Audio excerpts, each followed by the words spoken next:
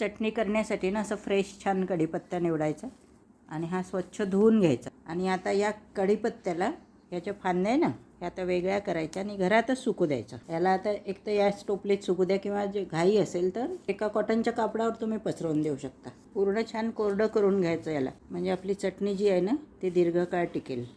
कढीपत्ता आपला सुकलाय. याला हे पानं जे आहेत हे असे ओरपून घ्यायचे. एका भांड्यात किंवा टोपलीत गोळा करा. आता या पाण्याची आपण करूयात चटणी. आता याला आपण थोडंसं तेल टाकून परतून घेऊया. छान कडक करून घ्यायचे आहेत हे, म्हणजे मिक्सरमध्ये छान हे बारीक होतील. गॅसवर पॅन ठेवायचं. एक पळी तेल घालते मी. अर्धी वाटी चण्याची डाळ, अर्धी वाटी उडदाची डाळ, अर्धी वाटी खोबऱ्याचे काप घालते मी. 4-5 लसूण पाकळ्या, 1 चमचा जिरं, 1 चमचा धणे, 1 चमचा मिरे घालते मी. इथं तुम्ही लाल मिरची किंवा लाल तिखट घालू शकता. मीठ आणि आमचूर पावडर आपण मिक्स करताना घालूयात. आता याला लालसर होईस्तोवर भाजून घ्यायचं आपल्याला. ही अतिशय पौष्टिक कॅल्शियमयुक्त अशी चटणी तयार होते.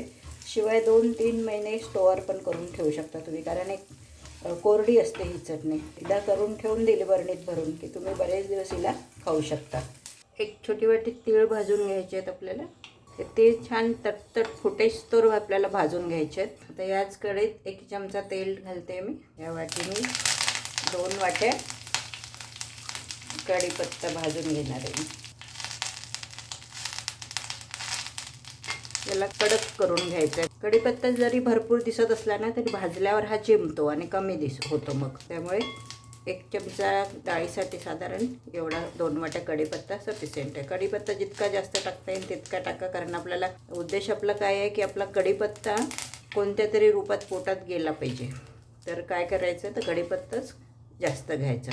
चटणीच आपण कढीपत्त्याची करतोय त्यामुळे कढीपत्ता हा जास्त ठेवायचा. बघा हा छान भाजून झालाय. आता गॅस बंद करून देऊयात आपण.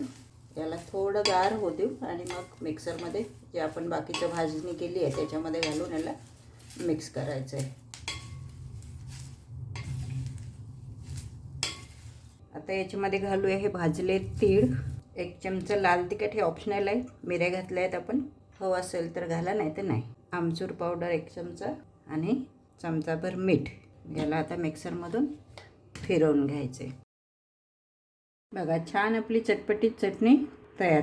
अशा कोरड्या चटण्या जर घरात करून ठेवल्या ना तर जेवणाची छान रंगत वाढते. शिवाय याच्यातून कॅल्शियम पण मिळतो.